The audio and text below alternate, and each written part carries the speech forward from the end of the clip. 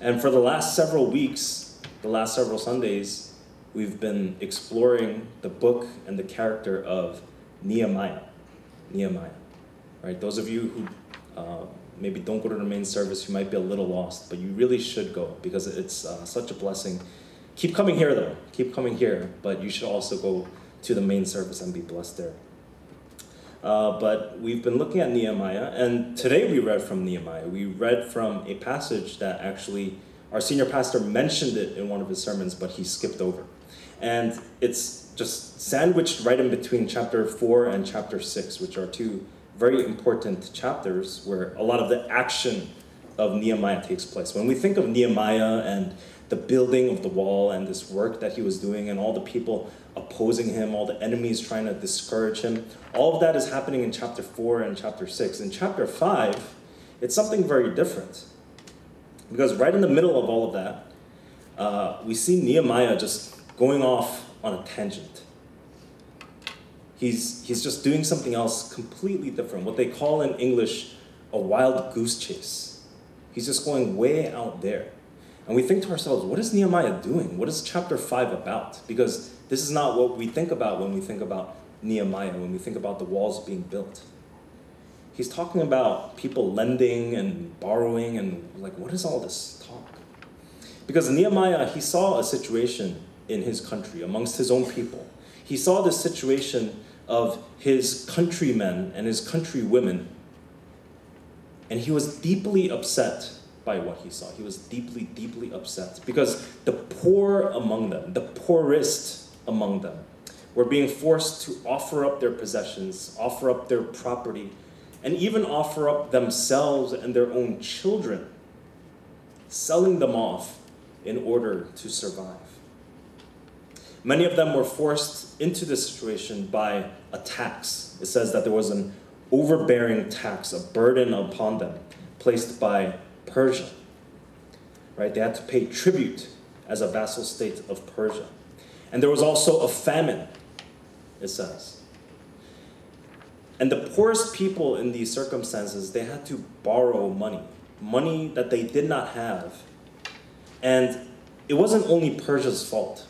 You know, you could blame Persia, you could blame the famine, but it wasn't really their fault because Nehemiah says it's because of the greed of our own people, our own Israelite people. We are doing this to ourselves, to each other. Because it wasn't the lending of money itself that Nehemiah had a problem with. Because, you know, in any economy, credit is an important part, right? That's how people buy cars and houses, right? We use credit cards. But what Nehemiah was upset about, what he was angry about, is that the Israelites were supposed to be set apart. And they had received a command from God not to charge interest. Not to charge interest to their brothers or sisters when they were lending money. In Exodus chapter 22, God gave Moses the 10 Commandments, but God goes further after the 10 Commandments and tells Moses, if you lend money to one of my people among you who is needy, do not treat it like a business deal. Charge no interest.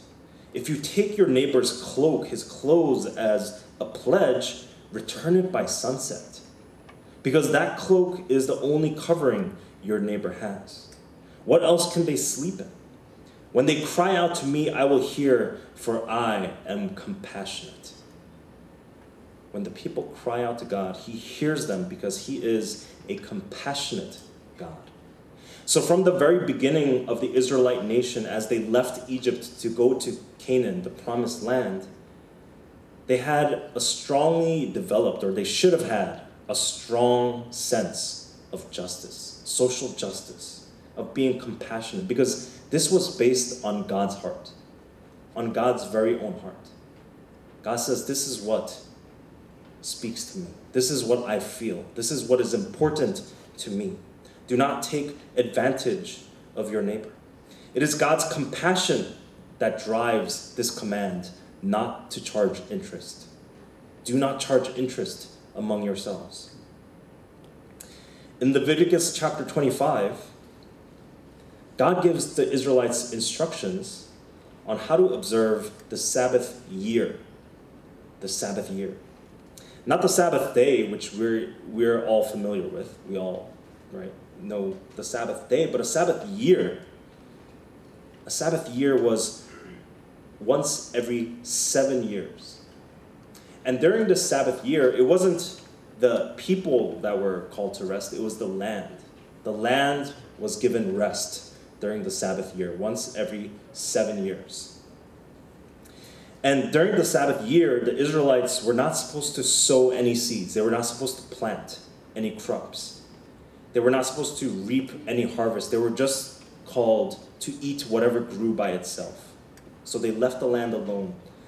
And this was because when soil is not given rest, it actually depletes that soil. The nutrients become depleted, right? I didn't notice, but soil can actually become tired. You can deplete the soil of its nutrients. And so every year the harvest becomes poorer and poorer and poorer. And you end up with a famine like there was during this time. And the soil becomes completely exhausted. It becomes worthless. So God tells the people, even the land needs a rest. Give the land a Sabbath once every 7 years. And under this system, this ground was given a chance to refresh, to replenish itself. And actually, it's something that they still use even in modern times. I remember sitting in school learning about this system, about agriculture, and how early American farms, they had the system where the farmer would split his field into 3 sections. He would split his field into 3 sections, and he would only use 2 sections, and the next year he would move the crops so that one section would always have a time of rest. And they would call this ground, the ground that had 1 year of rest, it would be called fallow ground. Fallow ground. So this is a principle that even in our modern day is being used. And if you look, a lot of modern technological advancements came from the Bible, thousands of years ago. Did you know there's even a diet recipe in the Bible, in Ezekiel, right? I'll tell you about that next time. But, as we think about this, what's the point of all this, right? Why am I mentioning the ground and Sabbath, and what does this have to do with Nehemiah? Because I don't think any of you need a lesson in farming, right? Is anyone thinking in their heads like, oh, when I go home, I'm going to give my field a rest? No one is thinking that because no one here has a field, right? I don't think anyone here has a field. No one here has a field. No one is going back to the farm after worship is over. The reason that we need to know about this is because once every 49 years, there will be a Sabbath year. A Sabbath year. And the 7th of 7th Sabbath years would be a special celebration event. This 50th year was called Jubilee, the year of Jubilee. And in this year of Jubilee, all debts were supposed to be canceled. Any money that you owed to someone else was wiped away.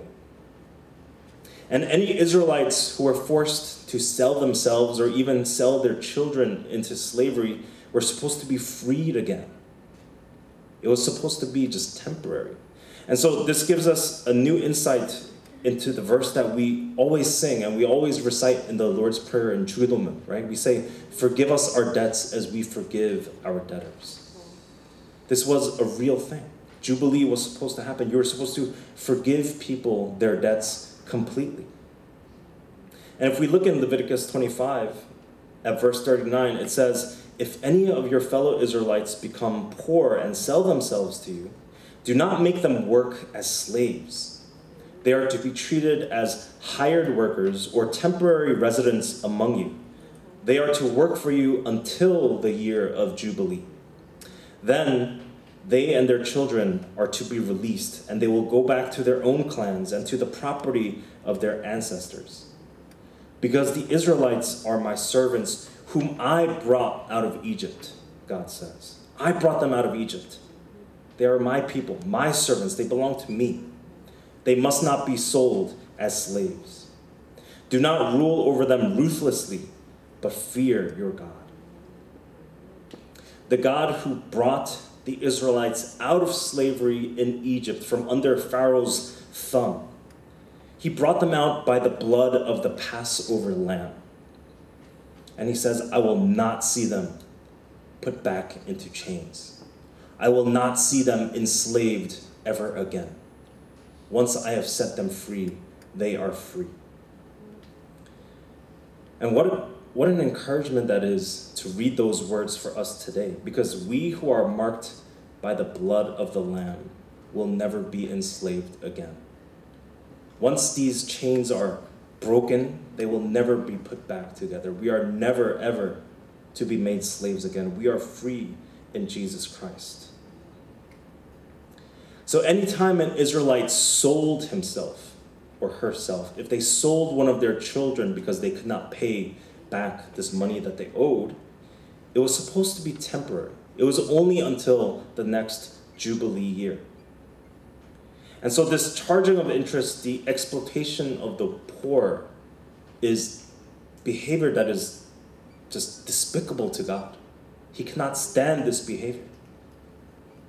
So when Nehemiah sees all of this happen, he's very disturbed by what the people are doing, because the people were, as they say in Korea, usha, right? They're like working, like let's work, let's do this, let's build these walls. And yet he sees underneath the wall what these people are doing. And he says, wait, what? Why are we doing this then? What are we doing here? The Israelites were charging each other interest. They were taking each other's property, fields, homes. They were taking their fellow Israelites and putting them into chains and selling them as slaves. Nehemiah sees all this and he is filled with anger. It says he got angry. He was filled with a righteous anger. A righteous anger. And we think that anger is sinful. That, we're not supposed to get angry. We're supposed to be nice, gentle. But Nehemiah got angry when he saw this. He was filled with a righteous anger. Anger is not always sinful. Anger can be good. Because when we see an unjust situation, when we see something that is not pleasing to God, when we see something that degrades the humanity of others, we should be angry. We should be angry. We should be furious. We should be filled with a righteous anger. When we see the fatherless being ignored, when we see the widow being trampled, when we see evil people taking advantage of the most vulnerable among us, we should be angry. Nehemiah was angry. He burned with this righteous anger, just as God's heart burns when he sees these situations, when he sees his people being oppressed and abused. So Nehemiah, he says this needs to stop. It needs to stop right now. No more of this. He commands that all the interest be refunded, all of the property that was seized and taken away, all the people that were taken away into slavery, everything should be restored, he says. Everything should be restored to their rightful owners. Everything should be as it once was. It was an impromptu jubilee. It was a 깜짝 jubilee, out of nowhere, right? Nehemiah says, no, we are going to make things right now. We're not going to wait for the 50th year. We're going to do it right now. And it's amazing that all of this is happening, but it's not just what happened here. It's not just the contents of what happened that really stands out about the story. I think it's more the urgency that Nehemiah had in doing these actions. So it's not just what took place that's important, but it's when it took place, the timing of these events. Because in the very next chapter, we know that Nehemiah responds to his enemies that he is too busy with his great work to meet them. He says, I cannot take time away from this work that I'm doing. It is too important. He says, why should the work stop while I leave it and go down to you? And 4 times they sent me the same message, and each time I gave them the same answer. He says, I cannot leave this work. The work cannot stop. We have to remember the Israelites, as they were building the walls of Jerusalem, they were in this emergency situation, an emergency situation. And it says that one man worked while another stood guard with sword and armor. It says people who carried the building materials would carry the materials with one hand and they would hold a weapon in the other hand. This is how they were doing this construction work. All of the builders wore a sword at their side as they worked. And Nehemiah said, I have no time. I cannot stop this work. It is too important. But what does he do in chapter 5? He stops the work. He stops the work. He says, hold on. Stop building this wall. Because we need to talk. We need to get together and we need to talk about what we're doing. Because building the wall is not important. We need to talk about what we're doing to each other.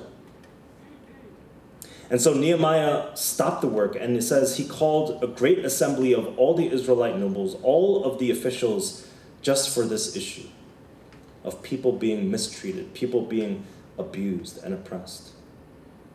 And this shows us how important the issue was to Nehemiah, how urgent it was, because it was important to God. It was urgent in God's eyes. So Nehemiah made time for this because the wall was not important. The people were what was important. So even in the midst of this great and important work of rebuilding Jerusalem's walls, over the sound of the construction, metal and stone banging against each other, the cries of suffering and oppression, they reached Nehemiah's ears. They reached God's heart. What this tells us is that doing some great work, being involved in some grand project, it does not mean anything. Even if we do it in the name of God, it means nothing. It is not sufficient if people are being trampled, if people are being abused along the way of what we are doing. A little over 10 years ago, I was serving at a church in New York that was in a very, very bad neighborhood. In Korea, we have some bad neighborhoods, but I don't know, to me, it doesn't seem that bad. In New York, we have some bad neighborhoods. And this church was in a bad neighborhood. There were people living on the street everywhere. And a lot of them, they were illegal immigrants, right? They weren't allowed to be there, but they had gotten in. And they were day workers, which means they work for one day. You'll see them at around 4:30 or 5 a.m. in the morning when most people are going to 새벽기도, we're getting ready for 새벽기도, they're going to stand on the street, right? 50 of them or 100 of them, and they wave to anyone driving by to use them for the day, right? To do construction or yard work, whatever they can do. And they just get paid for that day. So they work for cash during the day. A lot of them, they drink all night. A lot of them, they don't know if they can eat that day. They have to work and eat that day. That's the life that they have. So of course, our church became, being right in the middle of that neighborhood, it became a big target. Because what do churches have? Churches have a lot of nice stuff inside. So our church became the primary target for these people. And every week, our church would have things stolen. So projectors, computers, speakers, speakers like this, instruments, anything, everything that could be taken was taken out of our church, right? So if it wasn't locked up or if there wasn't someone watching it at that moment, it was just gone, right? And you think, well, you should lock up your stuff, right? Yeah, of course, when we leave at night, we lock up the stuff, but during the day, a lot of times church is open, right? I mean, I'm here and it's amazing how open the church is at all times.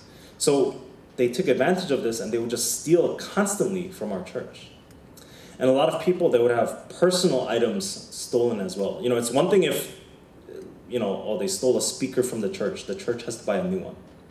But if someone comes and steals your stuff, that's a very different problem. You know, my sister, she had her purse stolen.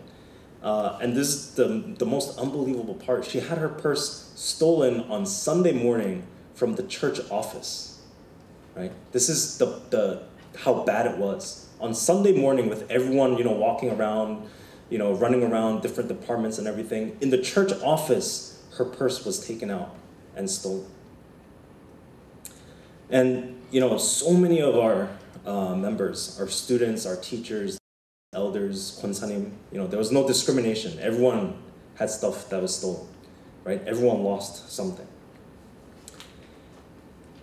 And I remember once, one of our pastor's wives, our 사모님, our 부목사님 사모님, she was walking into church for Wednesday night service, and as she was walking in, someone grabbed her from behind and dragged her away and robbed her at knife point. He had a knife held to her and took her stuff. And it was a very difficult time, a very, very difficult time for our church. And I was in charge of the English worship there. And we looked at the situation and we said, you know, we have two options. We have two options. We can hate these people or we can love these people. And we looked at them and, you know, we said, you know, are these bad people? Are they just evil? You know, should we just pray for them to go to hell? The fact is that these people were crying out for help. That's what they needed, right? They were expressing it, you know, in the wrong way, but they were crying out for help. That's really what it was. They were calling out for love. And we had been ignoring them for a very long time. We had gotten very good at ignoring them. We just walked right past them on the way into our church with our suits and our nice ties. We had ignored these people for so long that they had to come into church to get our attention, right? We thought of it that way. They have to come into church to get our attention. Well, they have our attention now. We had forgotten the very simple calling that Jesus had given us to serve the needy, to serve the broken people of the world. So we decided to start a new tradition, much like, you know, Myeongsong Church with 국밥 outside, right, in the 교회마당. We decided, hey, we're going to have a meal outside. We're going to cook outside. And I don't know why we did this, but the first time we started this was on Thanksgiving. We said, you know, Thanksgiving is coming up. We're all like excited, like Thanksgiving's coming up. It's a big holiday. You know, in America, Thanksgiving is a huge, huge holiday. And it's a holiday about gratitude. It's a holiday about abundance and also about people eating too much, right? That's really what Thanksgiving is all about in America. And we realized that for these people, their American experience had been completely empty of any of that. There was no gratitude, there was no abundance. A lot of them couldn't even eat. So we said, we're gonna do it in Thanksgiving. But in America, Thanksgiving is at the end of November. It's different from the dates here. So it's at the very, very end of November, one of the last days of November, almost December. So it's very, very cold, right? We're in New York, it's very cold. But we said we're going to do it. So we set up these tables and we set up grills, right, outside. We made a stage for our worship band and we started playing music. We started cooking. And I don't know if it was the music or the meat, but people started coming. It was probably the meat, right? They could smell the gogi. It's a very effective marketing tool, gogi is, right? You know, we're having gogi after our 원래 today, so just a note. But one by one, people started coming. They started coming in, and soon they started coming in pairs and 3s and 4s and 5s, and all of a sudden, before we knew it, we had hundreds of people there with us. sitting in the church parking lot, sitting with us, sharing a meal together.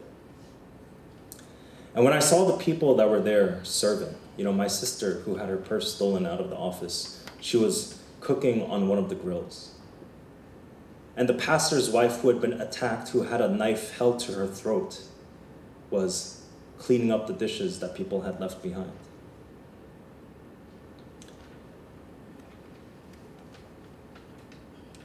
Our praise leader who had his guitar stolen, his precious, precious guitar, stolen from the church. He was there leading worship. He didn't have a nice guitar, but he had a different guitar, and he was leading worship.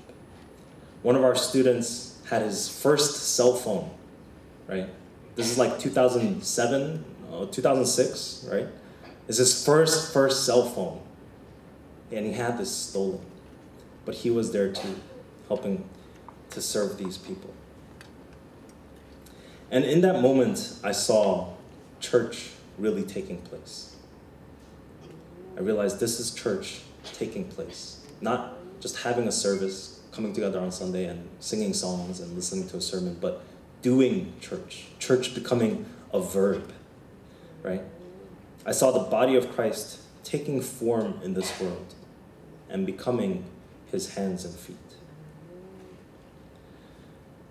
We have to ask ourselves, what good is a grand church building if we forget those outside of that building? What benefit does a beautiful service have if the hurting people are not welcome to come in? We talk about growth in attendance, which is important, but what does it mean if we only add people that are nice and orderly, the people who are the exact same as we are? What does that mean if we grow only in that way? We have to realize that if we are so busy doing God's work in God's name for God's glory, but we neglect God's people, it means nothing. It means nothing. We have lost sight of the original goal that God had for us in the first place. Our senior pastor said today in his sermon, sorry, Ubu people, I'm going to spoil a little, but he said today in his sermon, it's not what's on the outside that's important, it's what's on the inside, what's going on in the inside, right? As busy as Nehemiah was, as important as his work was, he did not forget the lowest, the neediest members of society. He heard their cries, the cries of the needy, the cries of the broken, and he says we need to stop the work and take care of them first. We need to take care of them first.